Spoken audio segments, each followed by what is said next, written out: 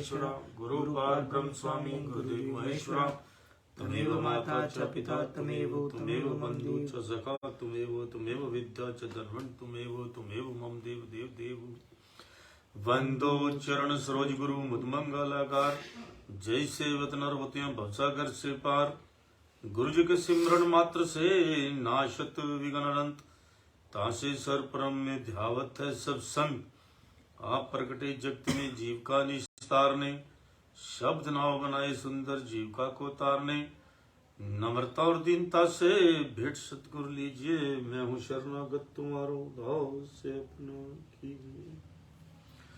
बोलो जयकारा बोल मेरे श्री गुरु महाराज की जय। आज 25 फरवरी 2023 वार शनिवार हम अमृतवाणी सेवा ट्रस्ट एवं श्री हरिहर सत्संग मंडल की तरफ से अपना दैनिक सत्संग आप लोग के सामने प्रस्तुत करते हैं। अमृत वचन।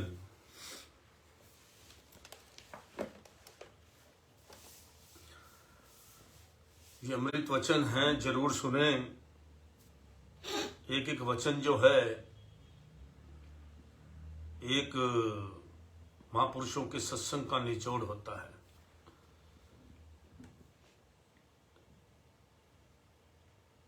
तो जो भी इसको पालन करेगा, इस पर चलेगा, उसको लाभ अवश्य होगा। इन वचनों में ना इफ है, ना बट है, ना किंतु है, ना परंतु है। सीधा सीधा इन वचनों को पालन कीजिए, जैसे लिखे हैं उसी के अनुसार उनका मतलब जो निकलता है। अपने ढंग से तोड़ना मरोड़ना और उसको अपने ढंग से अपने मन के मुताबिक चलना वो ठीक नहीं है।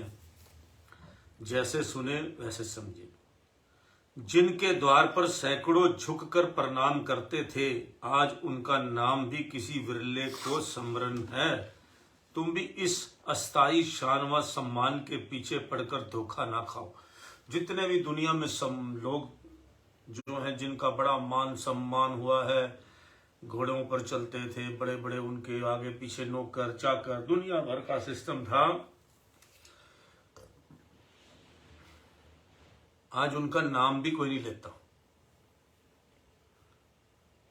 तो इसी तरह ये मान सम्मान जो है, ये हमारा इसके चक्कर में पड़कर हम अपना जो है अस्तित्व खत्म कर देते हैं, ओरिजिनलिटी खत्म हो जाती है। तो इसलिए इंसान को भगवान यही कहते हैं कि इनके चक्कर में, मान सम्मान के चक्कर में पड़कर धोखा ना खाओ। जिसने मनुष्य जन्म प्राप्त कर मालिक की भक्ति की और सच्ची नम्रता ग्रहण कर उसका कृपा पात्र बना, वह धन्य है। उनके माता पिता धन्य हैं, जो उनके विचारों के अनुसार चले वह भी धन्य हैं।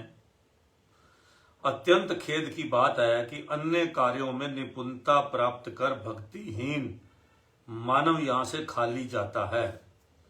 अब दुनिया भर के बड़े बड़े काम सीख लेते हो, कोई मिस्त्री बन जाता है, कोई हलवाई है, कोई क्या है, दुनिया भर का सिस्टम सीख कर और सारी जिंदगी उसी के अंदर अपने आप को खपा देता है। तो मिलता क्या है? कुछ भी नहीं, खाली हाथ जाता है वो। कितना मर्जी वो अपने काम में निपुण हो, लेकिन निपुणता तो फायदा नहीं है, क्योंकि भक्ति तो करी नहीं। मैं बड़े बड़े लोगों के बीच में बैठता हूँ, बड़े बड़े लोगों को देखता हूँ, बड़ी बड़ी बातें करते हैं, सारा दिन उन्हीं चीजें पैसों के पीछे खप जाते हैं, लेकिन मिलता प्रारब्ध के अनुसार कुछ भी नहीं है, या वही मिलता है जो प्रारब्ध में है। तो कितना इतना ढोंग रचाने का कोई फायदा नहीं है। अत्यंत खेद की बात है कि अन्य कार्यों में निपुणता प्राप्त कर भक्तिहीन मानव यहां से खाली जाता है। जो जिन्होंने भक्ति की नहीं वो तो खाली आ जाएगा। जो सदगुरु की सेवा त्याग कर लोगों को प्रसन्न करने का प्रयत्न करते हैं, वे दही को छोड़कर पानी मथ रहे हैं। लोगों को खुश करने का काम करते हैं, हमारा ये, हमारा वो, ये वो, सब लोगों को खुश करने का काम करने का जो करते हैं, महापुरुष कहते हैं वो दही को ना मथ कर पानी को मथ रहे हैं, जिसमें कुछ निकलना ही नहीं है। जो सतगुरु की सेवा त्याग कर गुरु मौज के बिना जो स्वतः अत्यंत आगे बढ़ने का यत्न करते हैं वे बिना मजदूरी के बोझ ढोते हैं।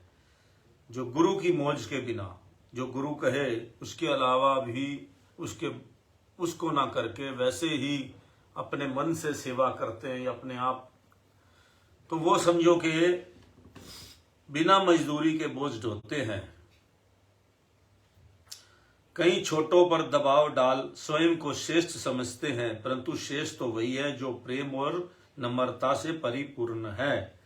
यदि तुमने संसार की समस्त वस्तुएं मालिक के प्रेम हेतु त्याग दी तो समझो असत्य के बदले सत्य प्राप्त किया, तुम भाग्यशाली हो। वास्तव में वही बुद्धिमान है जो मालिक की आज्ञा के सन्मुख अपनी चतुराई त्याग देता है। उतवालापन त्याग, धैर्य को अपनाओ, मालिक पर विश्वास करो तो वह सब भला ही करेंगे। संसार में कितने ही लोग एक दूसरे के विरुद्ध प्रचार करते हैं, परंतु विचारवान किसी बात को दिल पर लगाकर क्रोध नहीं करते और ना ही दुखी होते हैं। जिनकी सारी सुरती शरीर में है उसे एक ना एक रोग लगा ही रहता है। अब हमने कई लोगों को देखा है सारा दिन वो अपने शरीर के बारे में सोचते रहते हैं। अब मेरी टांग में दर्द है, अब मेरे पाँव में दर्द है, अब मेरे पेट में दर्द है। पूरा जीवन वो बस ये दवाई ले लूं, इस डॉक्टर के जाऊं, फिर उसके दवाई नहीं चलेगी। कई लोगों को, कई माताओं को, कई फैमिलियों को मैंने देखा है जिनके घर में ये सिस्टम खत्म ही नहीं होता। तो जिनका दिमाग जो है शरीर में लग गया कि मैं ऐसे बॉडी बिल्डर बनूं, कई लोग ये बच्चे हैं वो ऐसे सोचते हैं, वो करते हैं, होता कुछ भी नहीं। नुकसान है। उतना करो, हर काम उतना करो एक सीमा में रहकर। अभी मैं आपको एक बात बताता हूं, बड़ी ताजी घटना है। एक बहुत बड़े आदमी हैं, उनके पीछे आगे बॉडीगार्ड चलते हैं। तो उनका जो उन्होंने शादी करी एक लड़के के साथ, तो शादी की तो वो भी बॉडी बिल्डिंग का काम करता था, मतलब कि जो अपने शरीर को उसने करने के लिए रोज जिम में जाना और रोज उठाना। तो बड़ा उनका भी बॉडी बिल्डरों का जैसा शरीर हो गया उस लड़के का। तो उनके ससुर ने उनको कहा, बेटा हमारे आगे पीछे इतने बॉडीगार्ड चलते हैं, तुम अपना ये शरीर ऐसा क्यों बना रहे हो कि हमें बॉडी बिल्डर नहीं चाहिए, हमें एक दवाई चाहिए। तुम अच्छा अपना सेहत को मेंटेन रखो, वैसे खाओ पियो, अपना वो करो। अब इनमें तुम्हारे में फर्क क्या लगता है 40-35 हजार रुपए के ये जो है हमने बंदे पाल रखे हैं, तुमने ये काम करना है। तो ठीक है, जिम जाओ, स्वास्थ्य के लिए करो, अपना शरीर की जो खा कर केमिकल खाकर लास्ट में आने वाले समय में सभी को नुकसान होना। ये जो लोग जो है फालतू की चीजें खाते हैं, क्या कहते हैं इसको, प्रोटीन, स्टेरॉइड भी खाते हैं, इसको अपनी वो मसल्स बनाने के लिए। प्रोटीन तो चलो कोई बात नहीं, लेकिन मसल बनाने के लिए मेडिसिन, कैप्सूल, दुनिया भर का सामान खाते हैं और शरीर वो ऐसा हो जाता पत्थर की तरह। अभी मैं किसी को लेके गया, उनकी प्रॉब्लम आ गई बाजू में डॉक्टर के पास, तो वो नस ही नहीं मिल रही। उन्होंने कहा आपका इंजेक्शन नहीं लग सकता है, नसें इतनी वो स्ट्रांग हो चुकी। तो बताओ, ये आप ऐसा काम करो कि जिससे क्या है, ठीक है सुंदर दिखो, तंदुरुस्त दिखो, एक मगर ऐसा ना हो कि आप अपना उस चक्कर में आने वाले समय के अंदर बुढ़ापा ना खराब कर बैठो। अभी तो स्वास्थ्य आप दिखोगे बहुत सुंदर, आकर्षित करने के लिए अपनी बॉडी को बना लोगे। उसके बाद सभी पहलवानों को देखा, सभी सबको देखा, बेड पे पड़े हुए देखा मैंने। आज से नहीं, बचपन से मैं भी जाता था, जो है अखाड़े में जाता था, उस टाइम मैंने देखा पहलवान कहीं वहां चारपाई पे पड़े होते थे। बोला क्यों, उनसे मैंने पूछा, बहुत छोटी होते की बात है, अखाड़े में जाता था उधर पचकुइया रोड। तो उन्होंने कहा जी ये तो बहुत ज्यादा इसने एक्सरसाइज करी थी बचपन में, अब ये पड़े हैं चारपाई पे पड़े रहते हैं। तो भैया ऐसा कोई काम ना करो। अपने आप को सुंदर दिखने के लिए भगवान ने जैसा बनाया है उसको मेंटेन रखो बस, और उसको कैसे भी है अपने स्वास्थ्य को अच्छा रखो, स्वास्थ्य अच्छा होना चाहिए। तो इस तरह कोई भी ऐसा काम जिसकी सारी शक्ति शरीर में हो, उसे एक ना एक रोग लगा ही रहता है। एक आदमी और था, मैं आपको बात बताता हूँ, बड़े एग्जाम्पल रहता है, मैं सारा दिन यही सर्वे करता हूँ। एक बंदा काम करता था, उनका ये चारे की दुकान थी, चारे की, हरियाणा की बात बता रहा हूं आपको। वो सारा दिन ऐसे ऐसे करके देखता रहता था अपने बाजुओं को कि मेरे अब कितनी जो है, रोज सारा दिन चलते चलते भी ऐसे ऐसे देखता रहता था। ये दिमागी बीमारी हो जाती है इंसान को, साइकोलॉजी हो जाती है। तो मजाक उड़ाते थे सभी के, ऐसे ऐसे अपने उसको देखता है। तो इस तरह करके ऐसे जितने सिस्टम है वो सब फेलियर है। ऐसा कोई रोग मत पालो, कोई आदत ऐसी गंदी मत पालो कि जो सबसे बड़ा हमें नुकसान दे। और मोबाइल की आदत तो बिल्कुल मत पालो। जिसको काम नहीं है मोबाइल से, वो मोबाइल के अंदर, और क्या होता है इस आदमी इस चक्कर में, ये भी एक माया है मोबाइल, ये भी चक्कर में फंस जाता है। अब हम तो यूटिलाइज कर रहे हैं इसका बड़ा अच्छा सत्संग करके। तो अच्छा यूटिलाइज होना चाहिए हर चीज का। चोट लगने से 1 सेकंड में हड्डी टूट जाती है या अपने स्थान से सरक जाती है, तो उसे ठीक करने में समय लगता है। यदि कहीं मन अपने वास्तविक पथ से सरक या भटक गया तो कई जन्मों तक कष्ट भोगना पड़ेगा। इसलिए तुम सचेत रहो। मन का स्वभाव बुराई की तरफ शीघ्र जाने का है। तुम उसे रोको, ना कि स्वयं ही उसमें मिल जाओ। चुगलखोर या चपलूस लोग तुमसे मधुर मधुर बातें करने का प्रयत्न करेंगे। ध्यान रखना, कहीं उन पर विश्वास करके अपनी हानि ना कर बैठना। अभिमान ना करो। ऐसा ना सोचो कि एक बार मुंह से जो बात निकल गई उससे क्यों बदलूं। सत्य बात छोटा या बड़ा कोई भी कहे, उसका सम्मान करो। मालिक का प्रेमी सचमुच बड़ा है, तुम उसकी बात को मानो। कोई ऊंचा नीचा कुछ भी कहे, तुम उसे अनसुनी कर दिया करो, क्योंकि गंदगी में लकड़ी फेराने से दुर्गंध ही निकलेगी। पवित्र शास्त्रों को पवित्र हृदय वाला ही समझ सकेगा और उचित रूप से समझ सकेगा। कोई भी धार्मिक पुस्तक पढ़ते समय कोई शिक्षाप्रद बात हो तो उसे ग्रहण कर उस पर अमल करो, और प्रार्थना करते समय स्वयं भी दीन भाव धारण करो। बोलो जयकारा, बोल मेरी श्री गुरु महाराज जी की जय। तो हमारे ये अमृत वचन अब समाप्त होते हैं। अब आनंद सिंह आपको सत्संग सुनाएगा।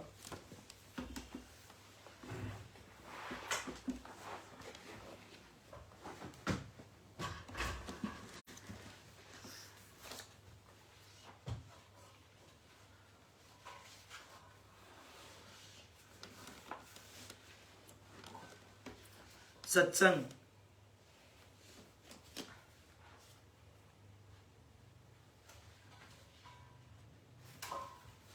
संत नामदेव।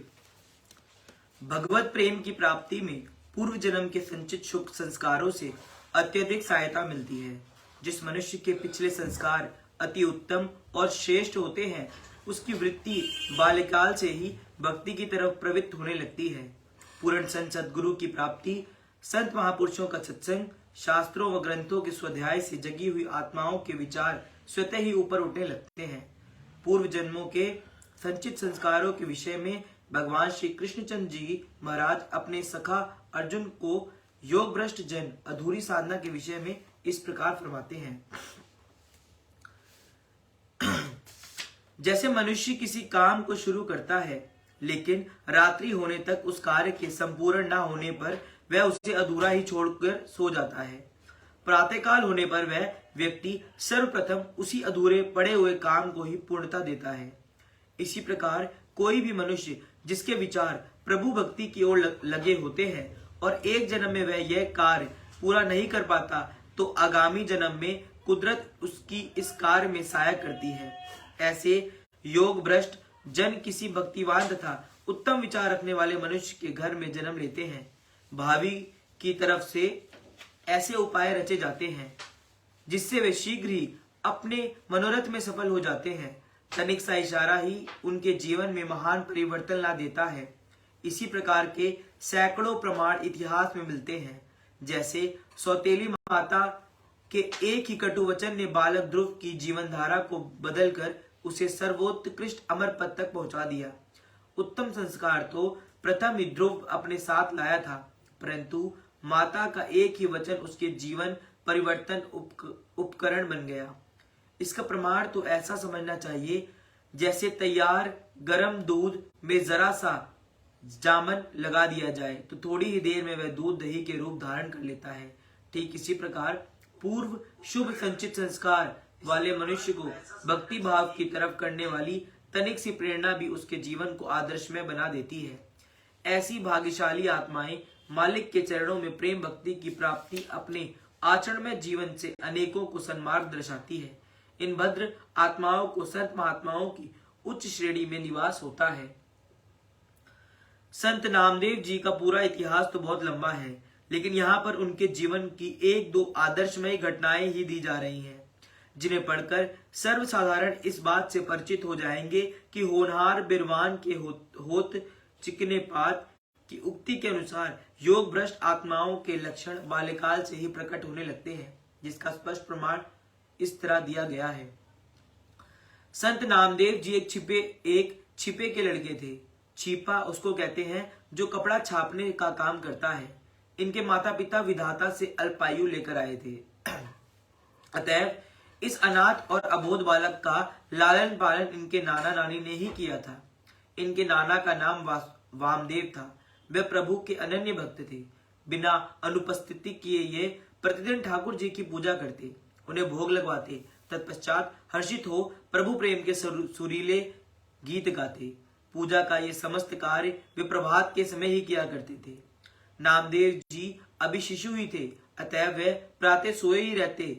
इसी कारण उनको नाना जी द्वारा की जाने वाली पूजा पाठ की विधि को देखने का अवसर हाथ न आया था। दैवयोग से एक दिन प्रातःकाल बालक नामदेव की नींद खुल गई और ये जाग उठे।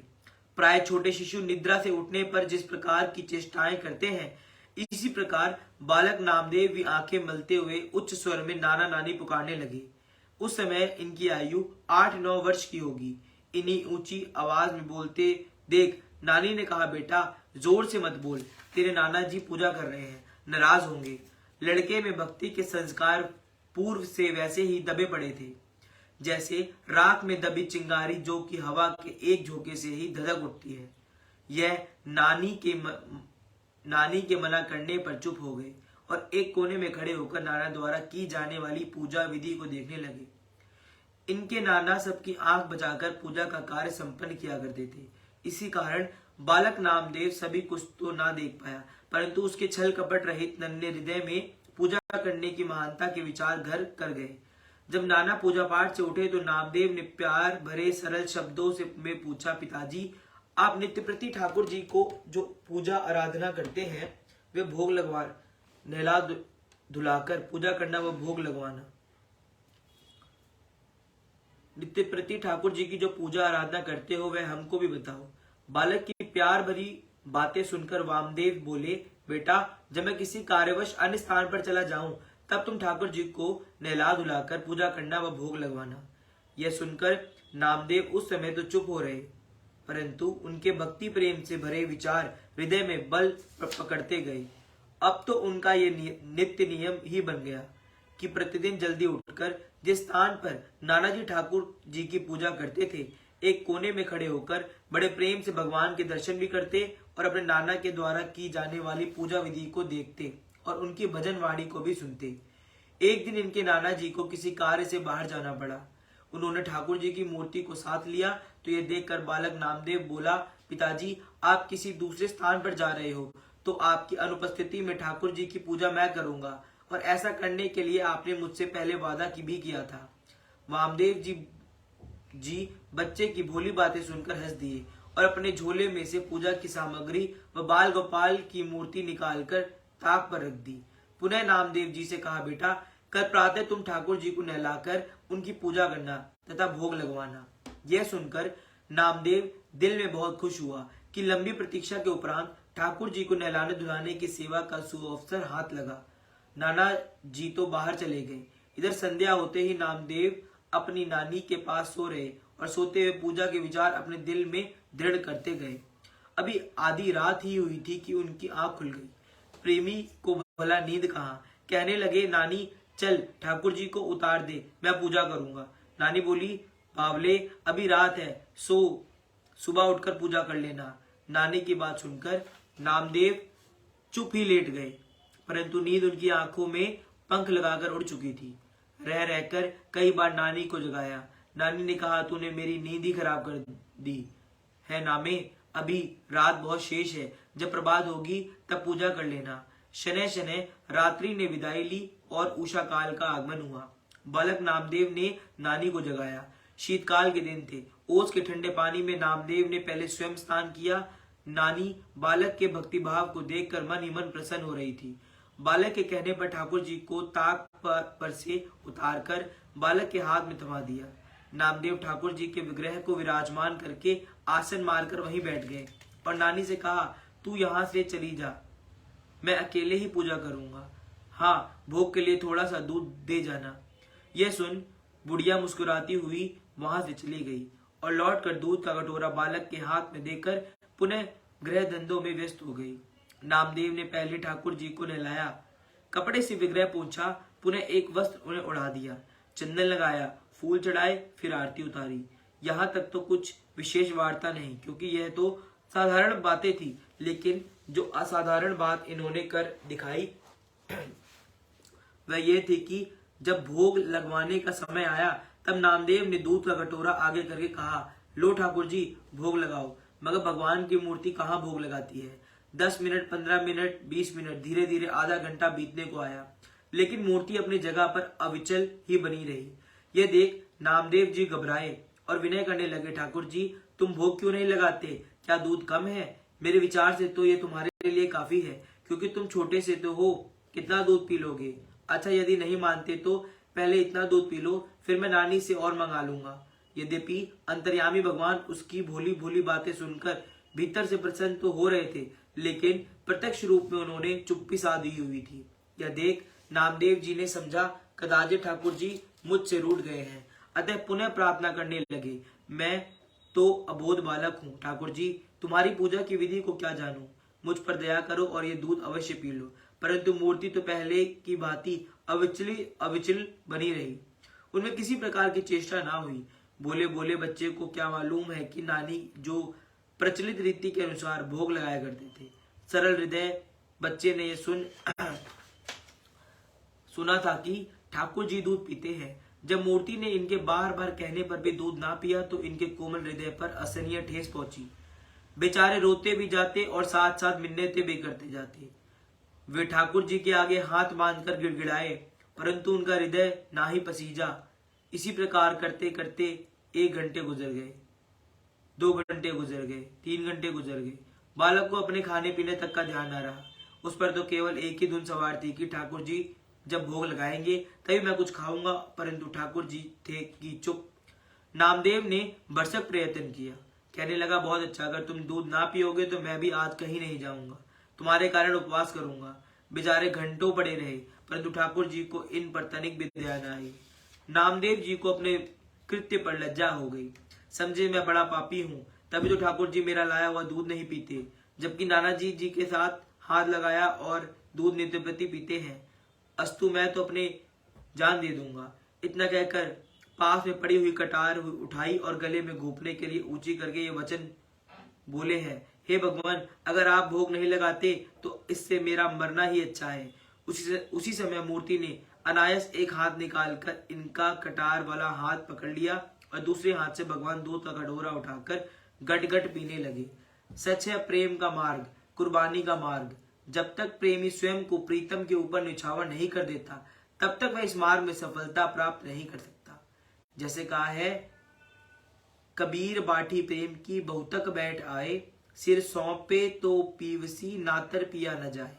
जब तक जिज्ञासु कुर्बानी का मार्ग नहीं अपनाता, तब तक मालिक का दर्शन नहीं कर सकता। सो हमारा प्रसंग चल रहा था कि नामदेव के हाथ की कटार अभी गले तक ना पहुंची थी कि दूध का कटोरा भगवान के मुख से जा लगा। यह देख नामदेव जी मुस्कुराते हुए चपलतावश कहने लगे, ठाकुर जी आपको पहले क्या हुआ था जो मुझको इतना तंग किया? भगवान की लीला कैसे निराली है कि भक्त की बातें सुनकर मुस्कुराते भी जाते और दूध गटागट पी रहे हैं। नामदेव के 2-3 बार कहने पर भी जब भगवान ने दूध पीना ना दूध पीना ना छोड़ा, तब नामदेव ने झपट कर उनसे दूध का कटोरा पकड़ लिया और कहा, क्या आप ही सारा दूध पी लेंगे, मेरे लिए जरा भी ना छोड़ेंगे? फिर मैं क्या प्रसाद बनाऊंगा? अगर इतनी सादगी झलकती है इन पंक्तियों में, कितना भोलापन है, छल कपट नाम को भी नहीं। भगवान ने कटोरा छोड़ दिया और बचा हुआ दूध नामदेव ने पी लिया। इसके बाद नामदेव प्रेम में विभोर हो बाल गोपाल के गले में बाहें डालकर बच्चों की तरह बातचीत करने लगे और उनके साथ खेलने में व्यस्त हो गए। दोनों परस्पर बाल क्रीड़ा कर रहे हैं, मीठी मीठी बातें हो रही हैं, यहाँ तक कि दोपहर हो आई, लेकिन उनकी सूदी कहाँ। दोपहर को 12 बजे नानी दौड़ आई और कहा, अरे नामा आज तुझे क्या हो गया है जो खाने पीने की सुधि तक बिसार दी, चल रोटी खा ले। नामदेव हंसते रहे। नानी को आया देख भगवान तत्क्षण मूर्ति में समाहित हो गए। नानी ने मूर्ति को उठाकर ताक पर रख लिया। तब नामदेव रोटी खाने को नानी के साथ चल दिए। अब तो इनका प्रतिदिन का यह नियम बन गया। नामदेव ठाकुर जी को भोग लगाते और वह भी दूध गटागट पीते, पश्चाते दोनों में बाल क्रीड़ा हुआ करती। कई दिनों के बाद जब इनके नाना विदेश से वापस आ रहे तो आते ही उनसे प्रश्न किया, बेटा क्या तुमने मेरी अनुपस्थिति में ठाकुर जी को नित्यप्रति भोग लगवाया था? तब नामदेव ने प्रारंभ में अंत तक का सब किस्सा भोली भोली प्यारी प्यारी वाणी से इस प्रकार सुनाना शुरू कर दिया। नाना जी, तुम्हारा ये ठाकुर जी तो बहुत ही हटीला है। पहले दिन तो ये मुझसे दूध ही नहीं पीते थे, आखिर जब छुरे से अपना गला काटना चाहा तब कहीं जाकर इन्होंने मेरा हाथ पकड़ा और फिर सारा ही दूध पी लिया। ये देखकर मुझसे भी रहा ना गया। जब इन्होंने आधा दूध पी लिया तब मैंने भी इनके हाथों से बचे हुए दूध का कटोरा छीन लिया। इस प्रकार पहले दिन ठाकुर जी ने मुझे दूध का प्रसाद दिया। उस दिन के बाद अब तो नित्य प्रति वे मेरे साथ खेलते हैं, भोग भी लगवाते हैं और हट करना भी छोड़ दिया है। नाना जी को ये सब सुनकर अति आश्चर्य हुआ। कहने लगे, बेटा कल मुझ को भी दिखलाना कि ठाकुर जी कैसे भोग लगाते हैं और तेरे साथ कैसे क्रीड़ा करते हैं, तब भी तो मैं भी तो देखूं। दूसरे दिन प्रातः होने पर नामदेव व नाना नामदेव जी स्नान ध्यान पूजा पाठ करने के उपरांत नाना नामदेव कमरे से बाहर निकलकर छिप गए। नामदेव के दूध का कटोरा समर्पित करने पर जब ठाकुर जी दूध पीने लगे तो वह नामदेव ने आवाज लगाई, नाना आओ देखो। नाना आए देखते हैं क्या है कि सचमुच ही बाल रूप में भगवान श्री कृष्ण चंद्र जी ने दूध पी रहे हैं। उन्होंने भगवान को नमस्कार किया और अपने भाग्य को सराहने लगे कि उनके परिवार में अनन्य भक्त पैदा हुआ, जिसने अपने अतिशय सात्विक प्रेम द्वारा स्वयं तो भगवान को साक्षात्कार किया ही साथ ही अपने नाना को भी उनके देव दुर्लभ दर्शन कराकर कृतार्थ कर दिया। एक बार नामदेव जी किसी स्थान से गुजर रहे थे कि सामने से एक चोर आता हुआ दिखाई दिया, जो चोरी करने के लिए कहीं जा रहा था। संत जी को देखते ही चोर घबराया और भयभीत होकर एक तरफ खड़ा हो गया, परंतु नामदेव जी ने उस चोर को देख ही लिया। वे उसके पास जाकर कहने लगे, भाई ये धंधा छोड़ दो, क्यों नहीं देते? ऐसा कोई नेक काम करो जिससे तुम्हें डरना ना पड़े, किसी को देख कर सहाना ना पड़े, किसी के आते देख दिल में भय उत्पन्न ना हो। तब चोर ने कहा कि महाराज, यदि मैं ये धंधा छोड़ दूं तो खाऊं कैसे और बाल बच्चों को पालन पोषण कैसे करूं? पढ़ा लिखा तो मैं हूं नहीं, कला कौशल की विधि भी तो जानता नहीं, धन भी मेरे पास नहीं जिससे व्यापार इत्यादि कर सकूं। अब सब ओर से निराश व विवश होकर ही मुझे ऐसा कार्य करना है। उसकी ये बात सुनकर संत नामदेव जी पुनः कहने लगे, भाई तुम यह धंधा भले ही जारी रखो, परंतु साथ ही एक बात हमारी भी मान लो। चोर ने पूछा, कौन सी बात? संत नामदेव जी ने कहा, आज से तुम सत्य बोलने का नियम बना लो, प्रण कर लो कि आज के बाद झूठ कभी नहीं बोलूंगा। संत नामदेव जी की बात सुनकर चोर पहले तो टाल मटोल करने लगा, अंत में उसने स्वीकृति देते हुए कहा कि हाँ कर दूंगा। नामदेव जी ने उसे आशीर्वाद दिया, प्रभु तुम्हें स्वयं सत्य बोलने की में सहायता देंगे। इतना कहकर वे आगे चल दिए। इधर चोर ने भी अपने धंधे के लिए आगामी रास्ता नापा। कुछ ही दूर जाने पर शहरों के राजा साहब, जो कि वेश बदल कर नगर का भ्रमण कर रहे थे, चोर से मिले। उन्होंने चोर से राम राम कहते हुए पूछा, भाई तुम कौन हो और इस समय कहाँ जा रहे हो? चोर ने डरते हुए धीरे से कहा, मैं चोर हूँ और चोरी करने जा रहा हूँ। राजा साहब भी विलक्षण और स्पष्ट सा उत्तर पाकर स्तब्ध रह गए। और ये कैसे हो सकता है कि एक चोर स्वयं इस बात को स्वीकार करे कि वह चोर है और साथ ही अपनी चोरी करने का मंतव्य को भी स्पष्ट वर्णित करे कि मैं चोरी करने जा रहा हूँ। लेकिन उधर चोर भी वचनबद्ध था, क्योंकि उसने संत जी को सत्य बोलने का वचन दे रखा था। राजा साहब ने परीक्षा लेने के विचार से सोचा कि देखते हैं कि वास्तव में विचार है या अथवा असत्य तो नहीं बोल रहा। दिल में यह बात सोच समझकर राजा साहब ने चोर से कहा, भाई अच्छा हुआ जो तुम मिल गए। 1 1 2 11 होते हैं। तुम भी चोर हो और मैं भी चोर हूं। आओ आज हम मिलकर देश सम्राट के महल में जाकर चोरी करें। मैं सहस के गुप्त द्वार का रास्ता जानता हूं। तुम अंदर जाना, मैं बाहर पहरा दूंगा। चोर ने कहा, लेकिन मुझे कैसे ज्ञात होगा कि महल में कौन सा ध्यान स्थान अथवा कौन से संदूक में खजाना भरा होगा। इस पर राजा साहब कहने लगे, मैं सब कुछ तुम्हें बताता हूँ, तुम केवल अंदर जाने के लिए तत्पर हो जाओ। चोर ने कुछ सोचकर स्वीकृति दे दी।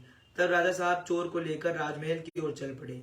महल के निकट पहुंचने पर राजा साहब ने गुप्त द्वार का मार्ग बताते हुए कहा, ये सीढ़ियां चढ़कर बाएं हाथ के कमरे के साथ वाले कमरे में लोहे के एक बड़ा संदूक है। उसके अंदर एक और दूसरा छोटा संदूक है जिसमें कीमती हीरे हैं। तुम उस पर संदूक के ताले को तोड़ करके उसमें से हीरे ले आना, फिर हम आधा आधा बांट लेंगे। चोर उनके कहने पर गुप्त द्वार के अंदर प्रविष्ट हो गया और ढूंढते ढूंढते उसे छोटे संदूक में से 3 चमकते हुए हीरे मिल गए। पहले चोर ने तीनों हीरों को उठा लिया। अब चलने लगा, तब सोचा कि एक हीरा तो उसको चोर को दूंगा तथा दूसरा मैं लूंगा, मगर इस तीसरे हीरे का आधा आधा भाग कैसे करूंगा। यदि एक हीरा मैं अपने पास छिपा रखता हूं तो मुझे असत्य बोलना पड़ेगा कि संदूक में 2 हीरे थे। झूठ मैं कभी बोलता नहीं, ऐसा वचन तो मैंने महात्मा जी को भी दे चुका हूं। यह विचार आते ही उसने तीसरा हीरा तक्षण उसी संदूक में पूर्ववत रख दिया और 2 हीरे से लेकर बाहर आ गया। महल के बाहर आने पर उसने दूसरे चोर को 2 हीरे लाने की बात बताते हुए एक हीरा उनके हाथ पर धर दिया तथा दूसरे को अपनी जेब में रख चलता बना। चोर के चले जाने पर राज साहब ने सुंदर संदूक खोल कर देखा तो वहां एक हीरा ज्यों को त्यों पड़ा गया।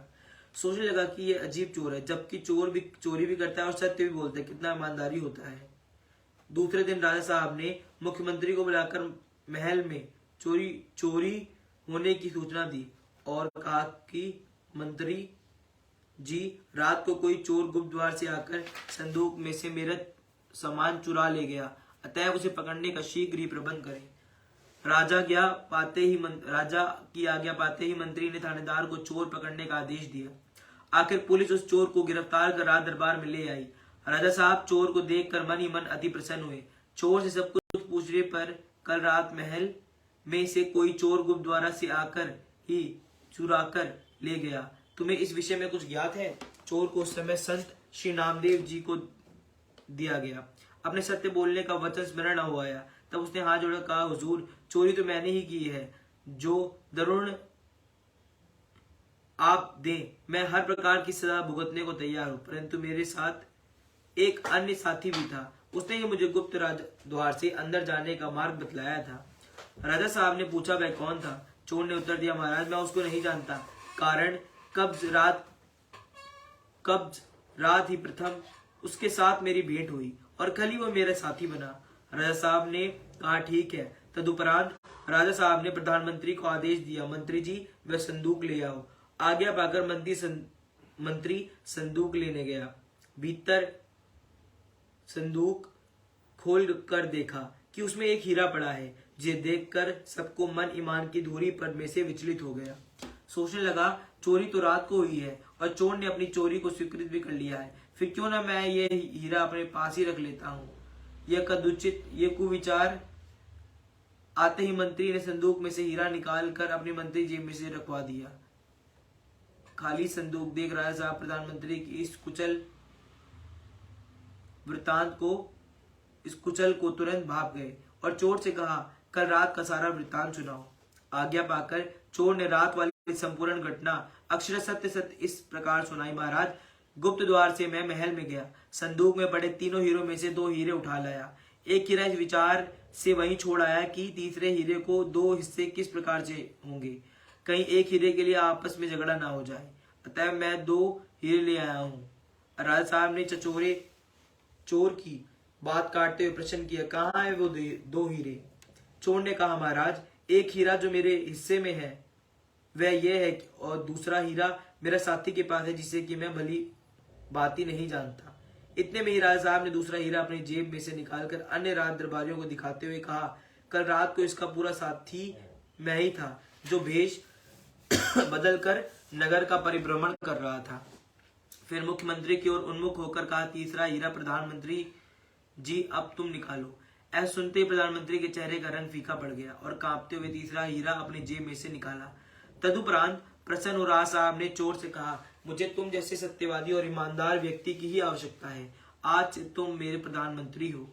चोर अपने भीतर यह अनुभव करता हुआ संत नामदेव जी को धन्यवाद देने लगा कि उनकी कृपा से ही आज मैं भारी सजा पाने से बच रहा हूँ। प्रत्यक्ष में हाथ जोड़कर निवेदन किया, महाराज, मैं इस योग्य नहीं हूँ। मुझे आपका दिया हुआ ये पद नहीं चाहिए। मैं तो संत नामदेव जी की शरण में ही जाता हूँ, जिनके की एक ही वचन मानने से आज मुझे प्रधानमंत्री का पद मिल रहा है। इससे मुझे विश्वास हो गया कि यदि मैं उनके और भी वचन मान लूं तो मुझे इस झूठे अस्थायी पद की अपेक्षा कितना सच्चा व ज्ञान उच्च पद प्राप्त हो जाएगा। इतना कहकर वह चोर राज दरबार से निकलकर सीधा संत नामदेव जी की शरण में चला गया और उसने नाम की दीक्षा लेकर उनकी पावन सेवा करके व उनकी सत्संगति में रहकर भक्तों की श्रेणी में स्थान पा गया तथा अपना ये लोक व परलोक दोनों उज्जवल बन गया। तात्पर्य यह है कि संत नामदेव जी के जीवन से हमें यह शिक्षा मिलती है कि वे अपना कल्याण करने के साथ साथ दूसरों के भी पथ प्रदर्शक बन गए, जिसका प्रत्यक्ष प्रमाण अपने इस दृष्टांत में ज्ञाति कर लिया।